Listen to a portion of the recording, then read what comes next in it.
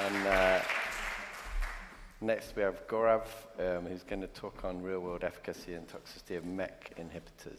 Thank you, Gaurav.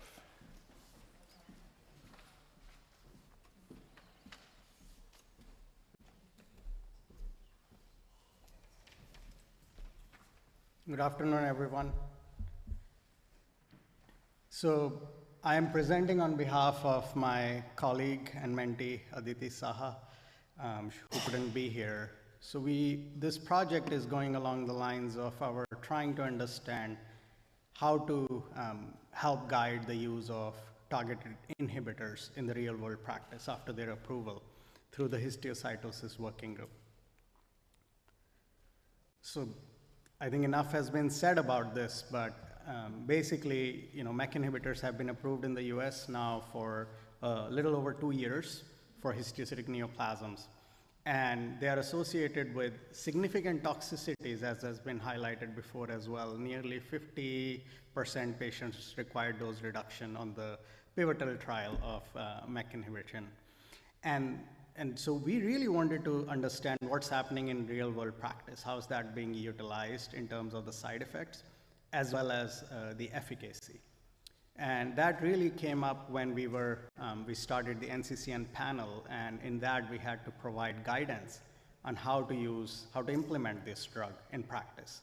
Because we're often seeing questions from the community that, we started somebody on 60 milligram dose, and they have a grade 3 rash, so should we cut down the dose? Should we start at lower doses? Things like that. And what's happening with some serious side effects, such as cardiovascular toxicity and retinal toxicity. So it's a retrospective analysis from 4 institutions. So 2 of them are, of course, we have a prospective registry. So it's a look back at those patients. They were treated with either of the MEK inhibitors, with either of the chronic histiocytic neoplasms, cobimetinib, trametinib, or binimetinib. We actually tried our best to grade using the CTCAE criteria, which is, of course, used a lot for prospective trials, but it can be used for retrospective analysis as gathering of data. We do collect data, at least at the 2 major institutions, going in prospective manner based on CTCAE criteria. So that made it easier to do that. And the responses were captured using PET scan, of course, for most patients, but if it was a brain-only lesion, for a handful of patients, MRI was utilized. Time to event analysis were used from the date of start of treatment, and because that is a main interest question. And we use Kaplan-Meier method first to look at event-free survival, and of course, PFS and OS. Events here included drug discontinuation in addition to PFS events like progression or death. So we had 86 patients treated with MEK inhibitor, including 94 instances of therapy, because some people were switched from one to the other MEK inhibitor, or some had to take a break and then resume the MEK inhibitor. And these were the diagnostic indications, mostly RDD and ECD, but we also had mixed histiocytosis, LCH, and 1 case each of ICH and other xanthogranuloma family histiocytosis. Common mutations are listed here. We do have molecular annotation for most of these cases, and we did not go deeper into the mutations for the purpose of this presentation, but that will be forthcoming in the future. So this is the basic baseline characteristics. One thing I do want to highlight is because of where we are located in UAB, we were able to have a more diverse subgroup of patients with African American representation, 22% of the patients, primarily as Rosai-Dorfman disease. As you all know, that ECD and LCH is mostly seen in Caucasian individuals, and I already showed the mutational data earlier. This is the organ manifestation, of course. Since we are looking at targeted inhibitors, most patients had multi-system involvement, as they would fit the indication to start systemic therapy more than the ones with unifocal or maybe single system multifocal. But we did have 10 patients with unifocal disease as well in this cohort. 38 patients, or 45%, had received another treatment before MEK inhibitor. So the remaining were actually first-line MEK inhibitor treatment. This is the drug distribution. Cotelic, of course, was the most commonly utilized drug because it is FDA approved, easier to access. But we did have few patients who got treated with trametinib and 2 patients treated with binimetinib. Most common starting and ending dose, actually, this was interesting because this was different than our experience with BRAF inhibitor. The most common starting and ending dose was similar, 40 milligram for cobimetinib and 1 milligram for trametinib, which actually highlights that we are already not starting at the full dose that is listed on the FDA label for these patients, as has been mentioned earlier. We also looked at how many patients are getting pre-treatment echocardiogram and retinal exams, because that is one of the things that comes up often and that can delay, especially retinal exams can delay initiation of treatments in some situations. So we had half of the patients who had a retinal exam before.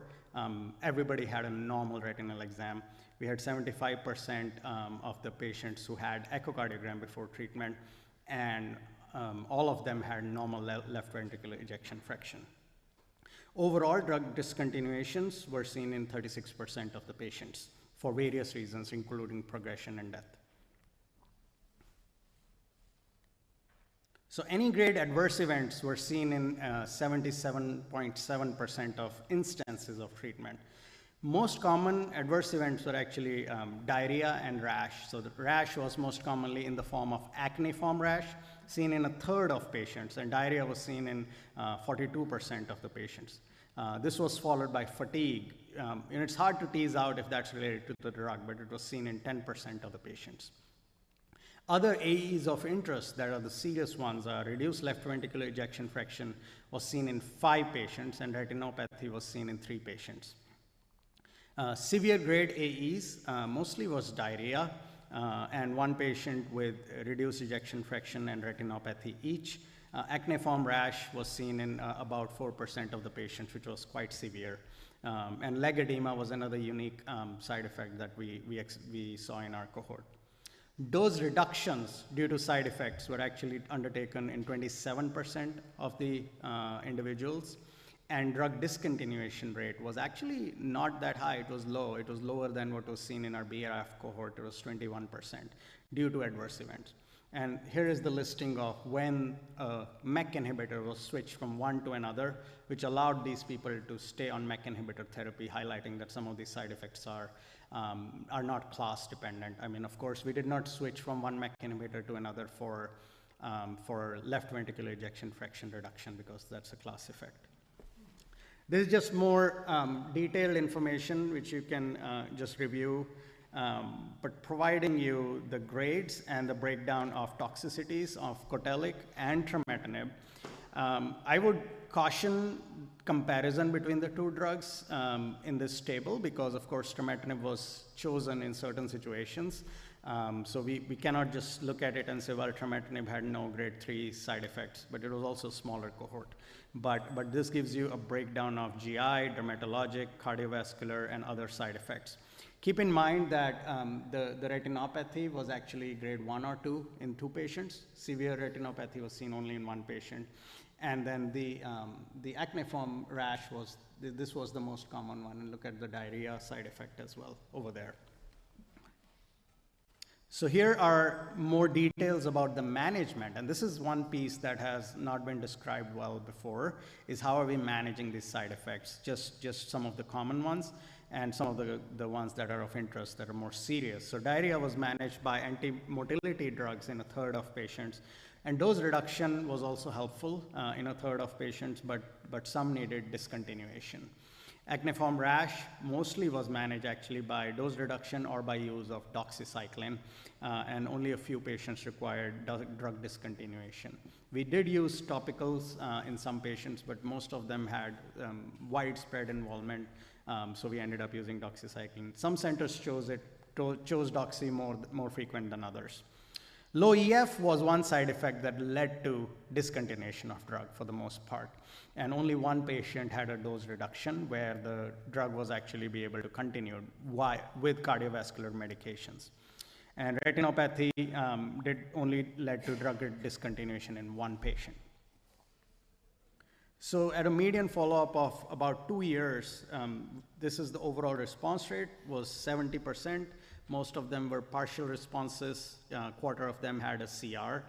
Median event-free survival was 41 months here. PFS and OS, of course, was not reached. You can see the curves on the right. 2-year PFS was 89%, and 2-year overall survival was 95%. We still continue to follow these patients as our cohort is growing, and the next steps from this gives us more opportunities to go deeper into what are the predictors of response, because clearly the response was not universal, and some patients may need a little bit longer follow-up to see if the response happens over time. And so some takeaways were that most patients started actually at lower doses than approved, which is great. That led to, yes, there were frequent side effects, but they were manageable by just further dose reductions, or you could switch from one drug to another. And the drug discontinuations were seen in less than a quarter of patients, which is very encouraging in a way to guide us on how to manage these drugs. But I do think at the end, being actively managing these side effects is very important. And as these drugs are being used more and more in the community, I think these kinds of information can be very helpful to inform practice.